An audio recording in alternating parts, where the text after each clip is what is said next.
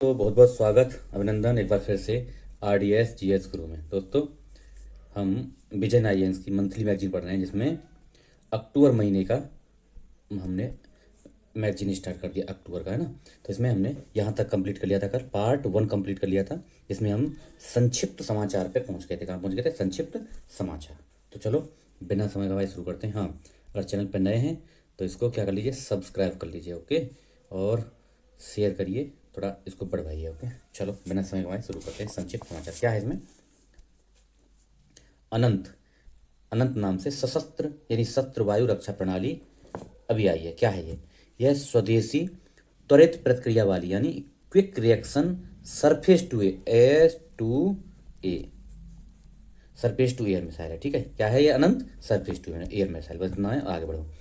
अच्छा, विकासकर्ता DRDO ने से BEL भारत इलेक्ट्रॉनिक्स लिमिटेड के साथ मिलकर और भारत डायनामिक्स लिमिटेड BDL और BA के सहयोग से, BDL और BEL इन दोनों के सहयोग से DRDO ने विकसित किया है। क्षमता देख लेते हैं।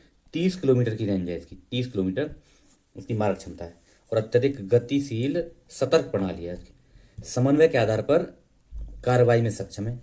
यानी ये क्या है? MR मतलब medium range surface to air missile, SAM surface to air missile है। Okay, Akash surface to air missile Akash, spider और सुदर्शन 400 प्रणालियों के साथ समन्वय कार्य करती है। ओके, चलिए एक्स्ट्रा जानकारी है।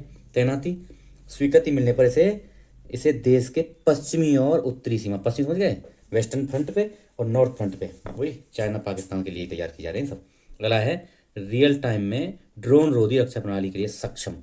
सक्षम नाम से एक system for real time counter drone प्रणाली आई है। क्या है? काउंटर ड्रोन प्रणाली आई है। क्या नाम है? सक्षम। ये पूछ लेगा सक्षम क्या है? काउंटर ड्रोन प्रणाली है। ओके, भारतीय थल सेना ने स्वदेशी रूप से विकसित सक्षम counter unmanned aerial system, unmanned है, ठीक है। ओके, ग्रिड सिस्टम से खरीद की शुरू की है, मतलब खरीद शुरू कर दी है। ओके, सक्षम सिचुएशनल, अब सक्षम की स्पेलिंग सिचुएशनल, ऐसे सिचुएशनल, ऐसे awareness for kinetic soft and hard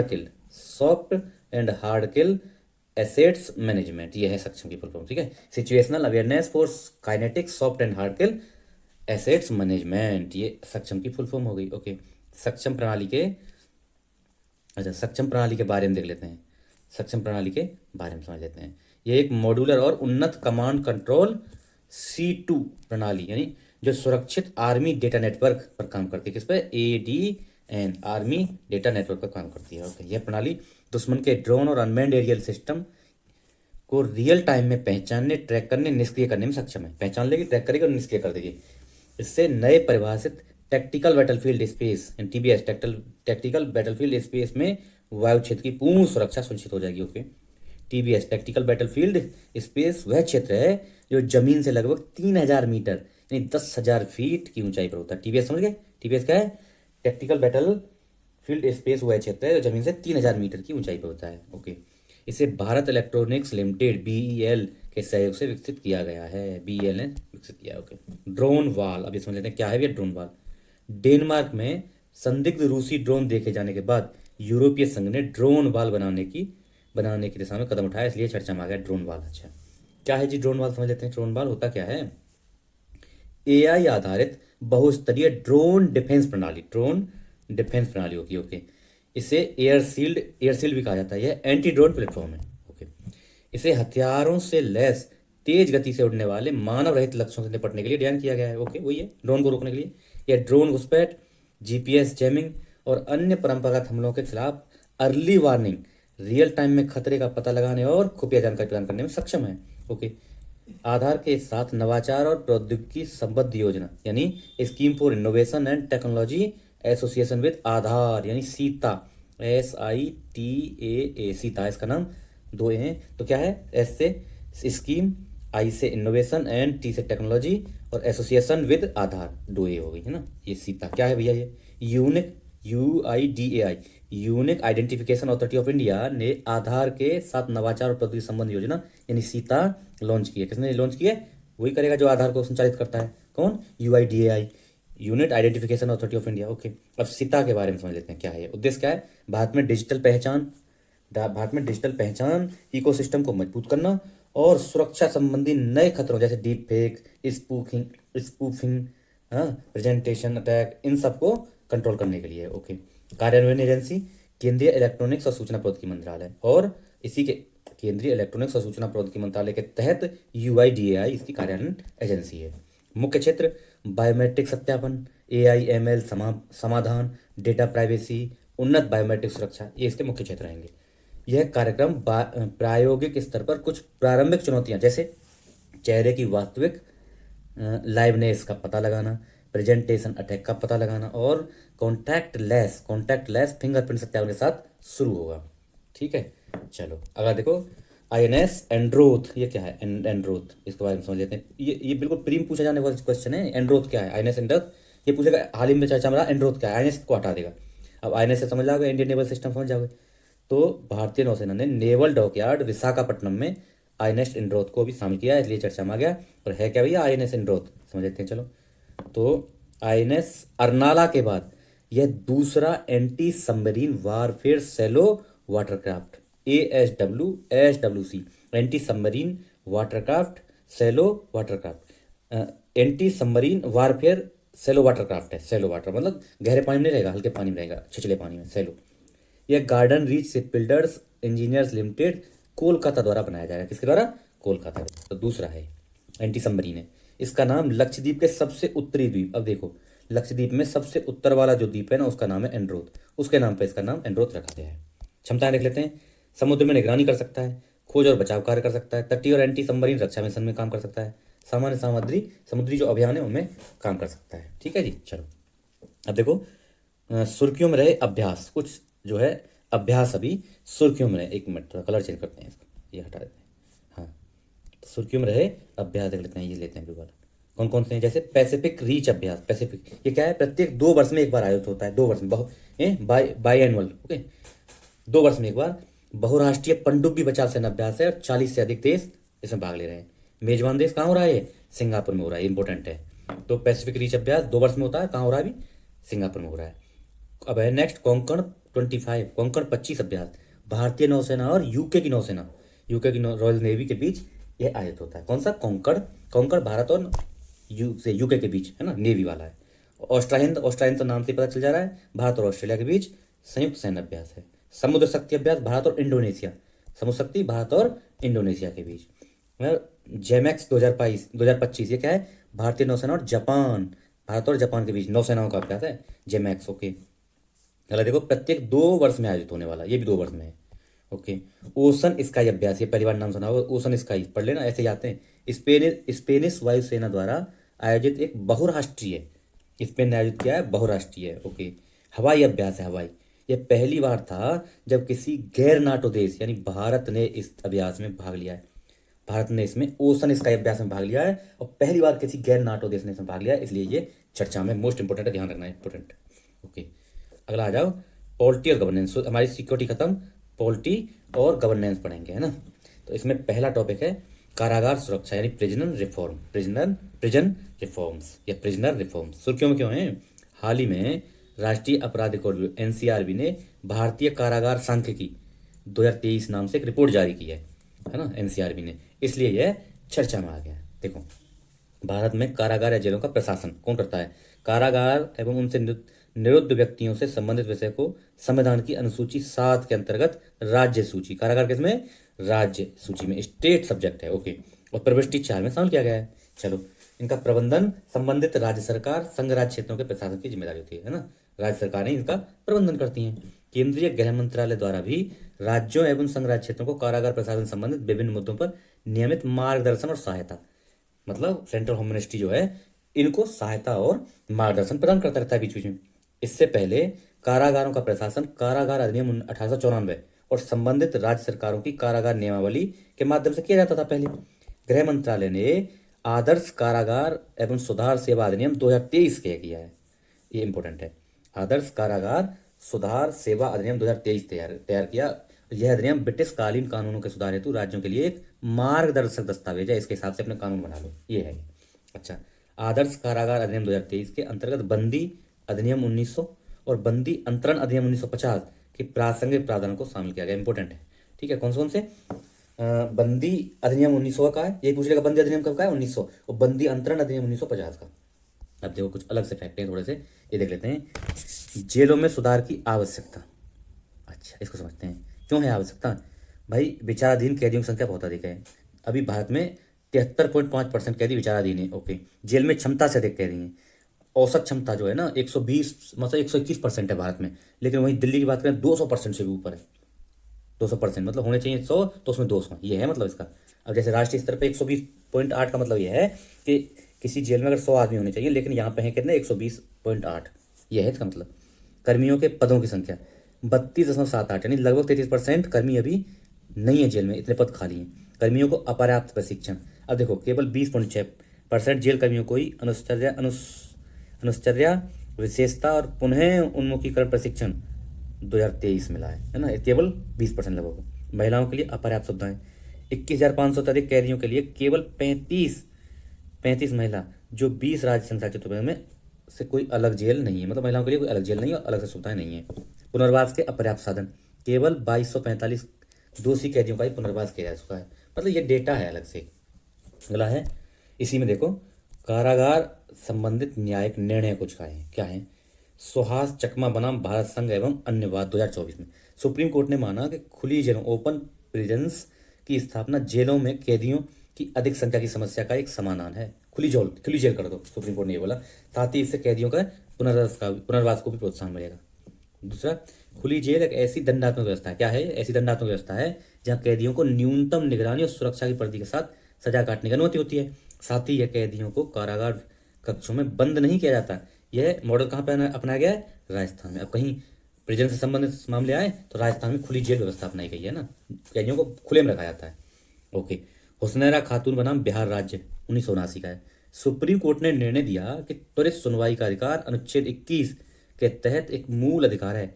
इस निर्णय के परिणाम स्वरूप हजारों विचाराधीन कैदियों को रिहा किया गया था। हुसनैरा खातून बनाम बिहार राज्य 1979 का, ये डाल सकें कहीं भी, है ना, इसको मेंस में या आप कहीं भी डाल सकते हैं, मेंस में डाल सकते हैं या फिर इंटरव्यू वगैरह में यूज कर सकते हैं। कारागार या जेल सुधारों के लिए किए गए उपाय, ये क्या है, क्या क्या उपाय किए गए। गृह मंत्रालय ने आदर्श कारागार नियमावली 2016 के नियमों और आदर्श कारागार एवं सुधार सेवा अधिनियम 2023 के संशोधन किया। इस संशोधन का उद्देश्य देश भर की जेलों में जाति आधारित भेदभाव दूर करना था। ओके, दूसरा, ये संशोधन सुकन्या सांता बनाम भारत संघ और अन्य वाद में कैदियों के बीच जाति आधारित भेदभाव के उन्मूलन का सुप्रीम कोर्ट के आदेश के अनुपालन में किया गया। ओके, आदर्श कारागार नियमावली 2016 का उद्देश्य देश भर में कारागारों के प्रशासन और कैदियों के प्रबंधन से संबंधित कानूनों, नियमों और विनियमों के बुनियादी एक रूपता। मतलब नियम क्यों लाए गए, ये नियमावली इसलिए लाई कि पूरे देश में एक जैसे नियम आ जाएं। अच्छा, गरीब कैदियों को सहायता योजना, इस योजना के तहत राज्यों और संघ राज्य क्षेत्रों के लिए वित्तीय सहायता का प्रावधान किया गया है ना। ई कारागार परियोजना, इसमें क्या है, यह राष्ट्रीय सूचना विज्ञान केंद्र द्वारा विकसित कैदी सूचना प्रबंधन प्रणाली का पूरक है। यह कैदियों से संबंधित सूचनाओं की रिकॉर्डिंग प्रबंधन के लिए केंद्रीकृत दृष्टिकोण प्रदान करती है। साथ ही विभिन्न प्रकार की रिपोर्ट तैयार करने में सहायता प्रदान करती है। कारागार आधुनिकीकरण परियोजना, यह है, इसका उद्देश्य कारागारों की सुरक्षा से संबंधित अवसंरचना में विद्यमान कमियों को दूर करना तथा आधुनिक तकनीकों के अनुरूप कारागारों को नए सुरक्षा उपकरण उपलब्ध कराना है।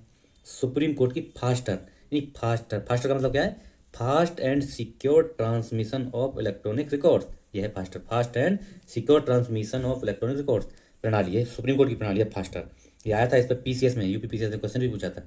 इसका उद्देश्य न्यायालयों के कारगर प्राधिकारियों तक जमानत आदेशों के संचालन होने वाली देरी, जैसे कई बार क्या होता है, देखो सुनो, ये क्यों लाया है फास्टर, सुप्रीम कोर्ट फास्टर क्यों लाया। इसमें क्या होता था कि भाई मान लो सुप्रीम कोर्ट ने, हाई कोर्ट ने कोई आदेश जारी कर दिया और वो नीचे तक पहुंचा ही नहीं, कई कई महीने तक लोग जेल में रह रहे हैं, आदेश जारी हो गया रिहा करने का, लेकिन वहां तक पहुंचा नहीं नीचे तक। तो उसके लिए ये फास्ट लाया गया कि भाई तुरंत जो है ये नीचे तक पहुंच जाए आदेश, आगे की राह या सिफारिशें। अब देखो इसमें क्या है, कारावास और हिरासत से संबंध में सुप्रीम कोर्ट के तीन सिद्धांतों का अनुपालन किया है। कौन कौन से, पहला सिद्धांत, पहला कौन सा है, कारागार में बंद कोई बंद व्यक्ति भी मानवीय होता है, अर्थात बंदी बनाने पर वह अपनी मानवीय पहचान रखता है, पहला, मतलब उसकी मानवीय पहचान बरकरार रखेगा। दूसरा, कारागार में बंद व्यक्ति को कारावास की सीमाओं के भीतर सभी मानवाधिकार प्राप्त होने चाहिए। दूसरा, उसको मानवाधिकार प्राप्त हो, पहला उसको भैया बंदी व्यक्ति को भी मानव माना जाए, पहला। दूसरा, उसको मानवाधिकार प्राप्त हो, और तीसरा क्या है, सुप्रीम कोर्ट तीसरा, कारावास की प्रक्रिया में निहित कष्टों को बढ़ाने का कोई औचित्य नहीं है। मतलब इसमें ज़्यादा ज़्यादा कष्ट देने की सोचो, अब वो कोई मतलब नहीं है, कष्ट ज़्यादा नहीं देना है। अगला देखते हैं अब। हाँ, गृह कार्य संबंधी संसदीय समिति की सिफारिशें। अब इससे संबंधित संसदीय समिति की आई थी, उसकी सिफारिशें क्या थी? जमानत पर रिहा कैदियों की निगरानी हेतु ट्रैकेबल ब्रेसलेट जैसी तकनीकी उपयोग किया, मतलब ट्रैकेबल ब्रेसलेट लगा दो उसको। हाँ, जमानत पर जो रिहा है, उनको ब्रेसलेट लगा दो और पता चलती है कहाँ जा रहे हैं वो। और अपने वजह से कालीन कारागारों का जीर्णोद्धार किया जाना चाहिए, उनको सही किया जाए, बहुत बुरा हाल हो रहा है। राज्य सरकार राज्य सरकार कैदियों के लिए कल्याणकारी कार्यों का बढ़ावा देने हेतु एक कारागार विकास कोष बनाया जाना चाहिए। ओके। न्यायमूर्ति एएन मुल्ला समिति की सिफारिश। एएन मुल्ला समिति ने क्या सिफारिश दी? भारतीय कारागार और सुधार सेवा नामक एक अखिल भारतीय सेवा ऑल इंडिया सर्विस की स्थापना की जानी चाहिए। ऑल इंडिया सर्विस की स्थापना की जानी चाहिए, जैसे आईपीएस आईएएस है ना, उस तरह से क्या भारतीय कारागार में सुधार सेवा सर्विस। ओके। जेल से रिहा होने के बाद भी देखभाल, आफ्टर केयर, पुनर्वास और परिवीक्षा को कारागार सेवा का अभिन्न अंग बनाया जाए। पुनर्वास की व्यवस्था की जाए, उनकी परिवीक्षा की जाए। प्रेस और आम जनता को समय समय पर कारागार संबंध सुधार संस्थानों में जाने की अनुमति दी जानी चाहिए, है ना। कारागार प्रेस जाए वहाँ पे और लोग जाएं, एनजीओ जाएं। विचाराधीन कैदियों की संख्या न्यूनतम की जानी चाहिए और उन्हें दोष सिद्ध कैदियों से अलग रखना चाहिए। जो दोष सिद्ध कैदी हैं ना, उनसे अलग रखना चाहिए। अच्छा जी, अब निष्कर्ष देख लेते हैं। आदर्श कारागार एवं सुधार सेवा अधिनियम 2023 और हालिया न्यायिक निर्णय इस बढ़ती हुई राष्ट्रीय चेतना के आदर्श हैं कि न्याय का उद्देश्य केवल दंड तक सीमित नहीं, इसमें गरिमा, सुधार, पुनर्वास समावेश भी आवश्यक है। प्रौद्योगिकी का उपयोग करके, मानव संसाधन को सुधार करके और सहानुभूति आधारित सुधारात्मक प्रथाओं को बढ़ावा देकर कारागारों को वास्तविक सुधारात्मक संस्थानों के रूप में विकसित किया जा सकता है। ये हो गया पॉजिटिव नोट पे खत्म। अगला देखो, भारत के औषधि क्षेत्रक विनियमन यानी regulation of India's pharmaceutical sector, ये अगला टॉपिक है, इंपॉर्टेंट टॉपिक है। ठीक है, चलो देखते हैं क्या है, सुर्खियों में क्यों है। हाल ही में विश्व स्वास्थ्य संगठन डब्ल्यूएचओ ने भारत के औषधि सुरक्षा नियमों में व्याप्त कमियों पर गहरी चिंता व्यक्त की है। डब्ल्यूएचओ द्वारा यह चिंता देश में संदूषित कफ सिरप, अभी देखा होगा ना आपने, राजस्थान में बहुत बच्चों की मृत्यु हो गई थी ये पॉल्यूटेड कफ सिरप पीने से। इसी के कारण हुई लगभग 20 बच्चों की मौत पर ये जो है अभी चर्चा में आ गया है। 20 बच्चों की मौत हो गई थी। अच्छा, इससे संबंधित अन्य तथ्य देखते हैं। भारत के औषधि नियामक द्वारा 3 संशोधित कफ सिरप की पहचान की गई। कौन कौन से? इसमें कोल्ड ड्रिंक, सीरम फार्मास्यूटिकल, रेस्पिकेस, रेडनेस फार्मास्यूटिकल्स और रिलाइफ सेफ फार्मा शामिल हैं। अच्छा जी, अब देखते हैं कुछ डेटा बैंक क्या है। भारत में फार्मास्यूटिकल क्षेत्र की स्थिति क्या है, ये देख लेते हैं थोड़ा। वैश्विक स्थिति, मात्रा के अनुसार तीसरा सबसे बड़ा उत्पादक और मूल्य के अनुसार 14वां। मूल्य में तो 14वां है हमारा फार्मास्यूटिकल में नंबर, और मात्रा में तीसरा है। चलो, और बाजार मूल्य $50 अरब 2023-24 की वो है रिपोर्ट। वैश्विक आपूर्ति, विश्व की आपूर्ति का 20% जेनरिक दवाओं की आपूर्ति भारत करता है। ये हमारी स्थिति है अभी। भारत में औषधीय उत्पादों का विनियमन कौन करता है, देख लेते हैं। औषधि एवं प्रसाधन सामग्री अधिनियम 1940, औषधि एवं प्रसाधन सामग्री नियम 1945, 40 का अधिनियम और 45 का नियम, इसके द्वारा भारत में औषधीय उत्पादों का विनियमन किया जाता है। इनके माध्यम से भारत में इनका विनियमन किया जाता है। इनका आयात, निर्यात, विनिर्माण, वितरण, बिक्री सब विनियमित होते हैं और ये सुनिश्चित करते हैं कि औषधियाँ गुणवत्ता, सुरक्षा, विकास, प्रभावकारिता के आवश्यक मानकों को पूरा कर रही हैं। ओके। राज्य औषधि नियामक प्राधिकरण इन्हें लाइसेंस प्रदान करता है निरीक्षण करने। ये जो राज्य में एक औषधि नियामक प्राधिकरण बनाया गया है, वो क्या करता है? इन कंपनियों को लाइसेंस प्रदान करना, निरीक्षण करना, राज्य स्तर पर औषधि कानून का अनुपालन सुनिश्चित करने का अधिकार इसके पास है। अच्छा, स्वास्थ्य एवं परिवार कल्याण मंत्रालय के स्वास्थ्य सेवा महानिदेशक के अधीन कार्यरत केंद्रीय औषध मानक नियंत्रण संगठन यानी central drug standard control organisation CDSCO, Bharat का राष्ट्रीय नियामक प्राधिकरण, नेशनल रेगुलेशन अथॉरिटी NRA। कौन है? Central drug standards control organisation CDSCO औषधियों के अनुमोदन, औषधियों के प्रयोग, मतलब पूरे जो है ना, इसको कंट्रोल करता है। परीक्षण, क्लिनिक ट्रायल के संचालन, औषधियों के मानक निर्धारण, ये सब करता है। ओके। राष्ट्रीय औषध मूल्य निर्धारण प्राधिकरण, है ना, ये क्या है? यह औषध मूल्य नियंत्रण संबंधी आदेश प्रावधानों को लागू करता है। उत्तम विनिर्माण पद्धतियां GMP, औषधि और प्रसाधन सामग्री नियमों की अनुसूची M के तहत उत्तम विनिर्माण पद्धतियों को आधारित किया गया है। इन पद्धतियों का निर्धारण WHO के दिशा निर्देशों के अनुसार हुआ है। ये सब नियम विनियमन के संबंध में हो गया। अगला है कि भाई भारत में नकली औषधियों से संबंधित प्रमुख चुनौतियां क्या क्या हैं, क्यों बन रही है नकली दवाई या नकली औषधियां कैसे बन रही हैं? तो देखो, विनियामकीय कमियां, यानी सीडीएसईओ और राज्य स्तर पर प्राधिकरण द्वारा किए जाने वाला निरीक्षण असंगत एवं विभिन्न स्तरों पर बिखरा हुआ है। इसके कारण दवा कंपनियों के कार्यों की निगरानी प्रभावी रूप से नहीं हो पा रही है। विषाक्त संदूषण या निम्न गुणवत्ता वाली दवाइयाँ, उदाहरण के लिए जांच में पाया गया कि कुछ कफ सिरप में डाइथिलीन ग्लाइकोल इम्पोर्टेंट है। ये क्या पाया गया? डाइथिलीन ग्लाइकोल इम्पोर्टेंट, देख लेना, डीईजी जैसे विषाक्त पदार्थ मौजूद थे। यह आमतौर पर औद्योगिक विलायकों यानी सॉल्वेंट में पाया जाने वाला एक विषाक्त पदार्थ है। डीईजी क्या है? एक विषाक्त पदार्थ है। इसी कारण बच्चों की मृत्यु हुई।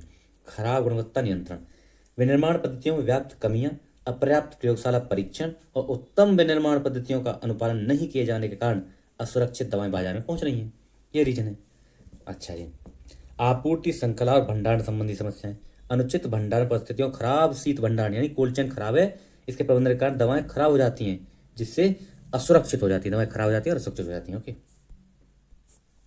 ठीक। अगर देखो, दवाओं को बाजार से वापस ले जाने संबंधित अनिवार्य कानून का अभाव। अब देखो, भारत में मान लो कोई खराब दवा पहुंच गई तो उसे वापस लेने के लिए बाध्यकारी राष्ट्रीय कानून का अभाव है। इस उपाय पर 1976 से चर्चा की जा रही है, लेकिन अभी तक ये लागू नहीं किया। 1976 चर्चा चल रही है। मान लो खराब दवा पहुंची तो वापस कैसे लिया जाएगा? ऑनलाइन नकली दवाओं का बढ़ता खतरा, विश्व स्वास्थ्य संगठन ने चेतावनी दी है कि निम्न और मध्यम आय वाले देशों में 10 में से एक दवाएं, 10% हो गई ना, निम्न गुणवत्ता वाली नकली होती हैं। साथ ही यह भी देखा गया है कि अनधिकृत ऑनलाइन प्लेटफॉर्म इनके प्रचार प्रसार के माध्यम बने हुए हैं। सिफारिश को कुछ इसको सुधार के लिए क्या क्या सिफारिश की गई है, देखो। रसायन एवं उर्वरक संबंधी स्थायी समिति 2024-25 में नकली एवं मिलावटी दवाओं पर निपटने के लिए प्रवर्तन नियमावली, निगरानी और जन जागरूकता को मजबूत करने हेतु तत्काल ठोस कदम उठाए जाने पर बल दिया। ओके, कानूनों का प्रभावी प्रवर्तन, औषधि एवं प्रसाधन सामग्री अधिनियम 1940 और औषधि नियम 1945 का, ठीक है, इनसे विनियमन होता है ना, को संपूर्ण देश में कठोरता से लागू किया जाना चाहिए और नकली मिलावटी दवाओं को समस्या को समाप्त किया जाना चाहिए। त्वरित कानूनी कार्रवाई और कठोर दंड, त्वरित कार्रवाई और दंड की व्यवस्था, कठोर दंड की व्यवस्था की जानी चाहिए।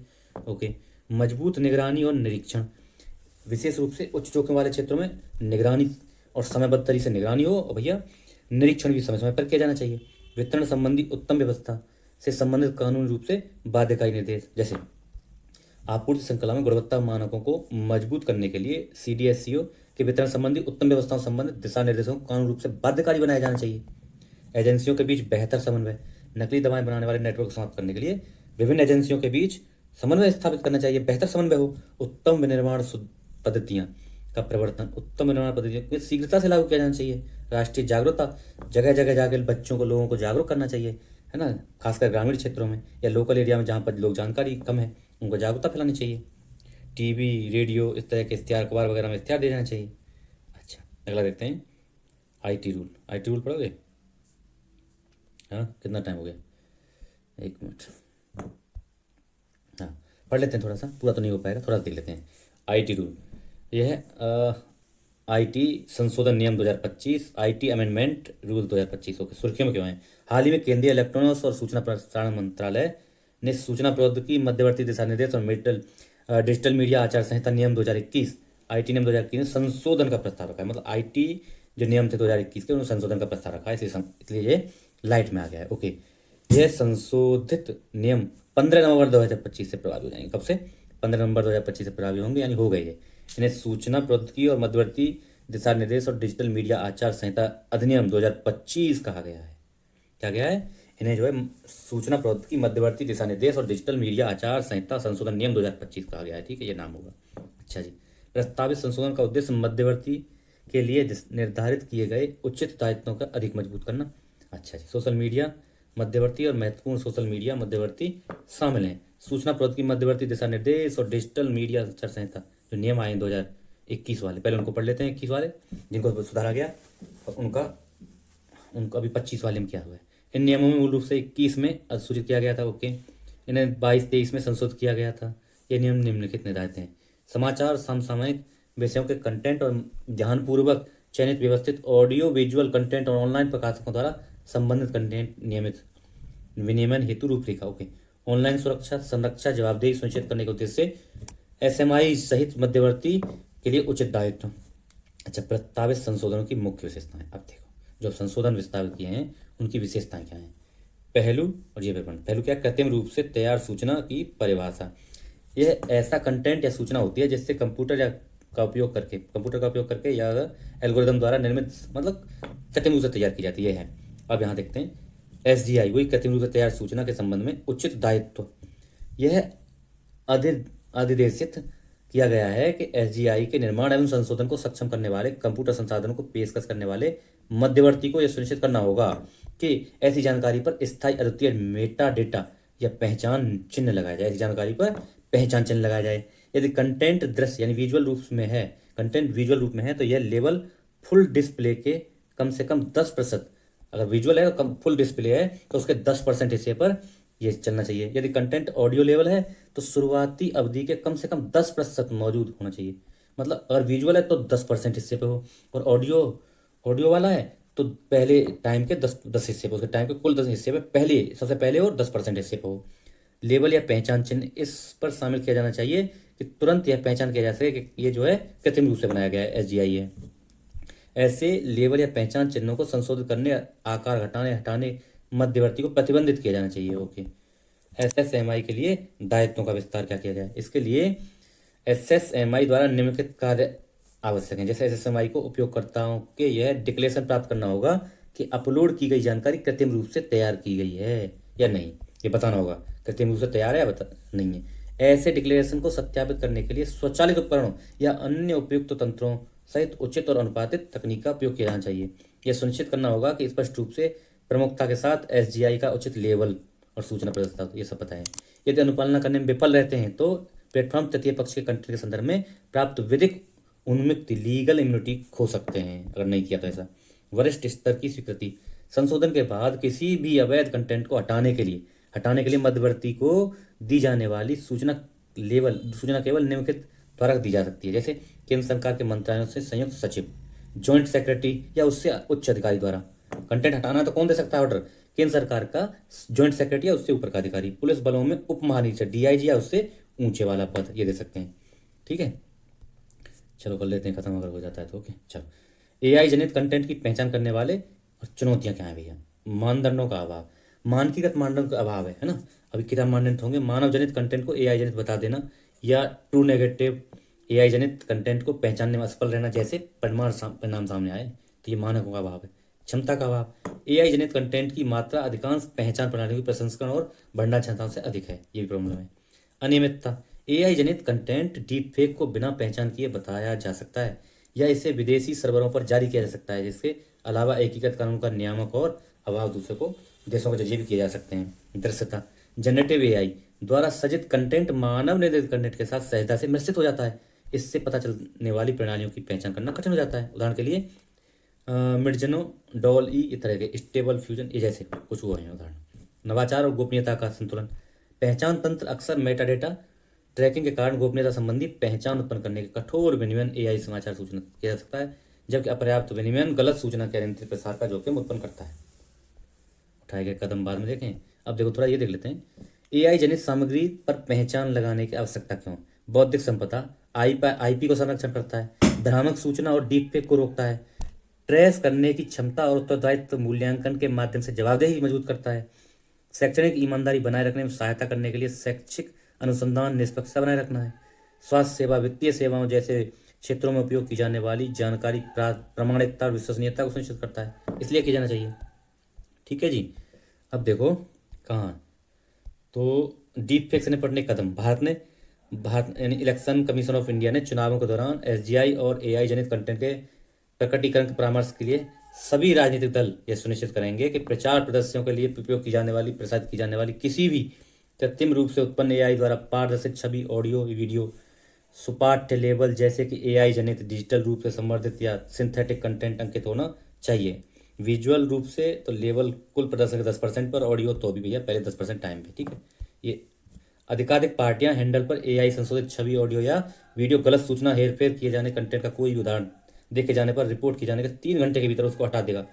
डिजिटल व्यक्तिगत डेटा संरक्षण अधिनियम 2023, यह अधिनियम सुनिश्चित करता है कि व्यक्तिगत डेटा या उपयोग डेटा फ्यूडिशियरीज द्वारा उपयोग करती सहमति और उचित सुरक्षा उपायों के वैध रूप से जारी किया जाए। भारतीय साइबर अपराध समन्वय I4C, यह एजेंसियों को IT अधिनियम 21 के तहत डीप फेक साइट गैर कानूनी रूप से हटाने या उस पहुंच को समाप्त करने के लिए नोटिस जारी करने का अधिकार देता है। अन्य IPOC द्वारा सहयोग पोर्टल, राष्ट्रीय साइबर अपराध रिपोर्टिंग, सर्टेन आदि हैं। वैश्विक स्तर पर क्या किया गया है? यूरोपीय संघ का AI act synthetic content water marking को अनिवार्य बना जाता है। डेनमार्क ने AI जनित डीप फेक के प्रभाव के व्यक्तियों के अधिकारों की रक्षा करने के लिए अपने डिजिटल कॉपीराइट कानून के हिस्से के रूप में एक डीप फेक कानून को प्रस्ताव किया डेनमार्क ने। चीन ने अपने AI लेवलिंग नियम लागू किए हैं। आगे की राय क्या है भाई? डिजिटल फ्रेमवर्क बनाया जाए और उस पर कड़ाई से पालन किया जाए। उत्तरदायित्व निर्धारण विभिन्न त्वरित व्यवस्था लागू करना चाहिए। सिंथेटिक मीडिया प्रबंधित करने वाले प्लेटफॉर्म की भूमिका एवं प्रभाव को दायित्व निर्धारित किए जाने चाहिए। ओके, शासन संबंधी संरचना, गोपनीयता और नैतिक विचारों को संतुलन करते हुए AI कंटेंट की पहचान और सुदृढ़ करने हेतु नियामक संरचनाएं मानकीकरण निर्धारित किए जाएं। Water marking, AI water marking एक समाधान प्रदान करता है। AI जनित कंटेंट में अमिट चिन्ह लगाए जाते हैं जो कंटेंट की उत्पत्ति एवं संपूर्णता को डिजिटल साक्षात्कार के रूप में प्रमाणित करते हैं। AI जनित कंटेंट पहचान करने के वैश्विक मानक स्थापित करने जाने चाहिए। ओके, बहुहितधारक दृष्टिकोण अपनाना चाहिए। AI जनित कंटेंट की पहचान के लिए सर्वोत्तम प्रथाओं को अपनाने और उन्हें साझा करने हेतु प्रयास किए जाने चाहिए। मतलब बात यह है, कुल मिला के पॉजिटिव निष्कर्ष पर खत्म करो। जैसे जैसे भारत में AI शासन के युग में कदम रखा है, घरेलू नियामकों वैश्विक मतलब प्रॉब्लम भी आई है, तो उन प्रॉब्लम को, उसके सॉल्यूशन को ध्यान रखना चाहिए। और स्थिति वही, one size doesn't fit to all, तो स्थिति के अनुसार जैसी स्थिति और जैसी सिचुएशन उसके हिसाब से नियम कानून बनाकर उनका कंट्रोल किया जाना चाहिए। ओके, चलो आज यहीं रोकेंगे। आशा है आपको पसंद आएगा। ठीक है, शेयर वेयर करिए, नए हैं तो इसको सब्सक्राइब कर लीजिए। Okay, thank you so much, जय हिंद।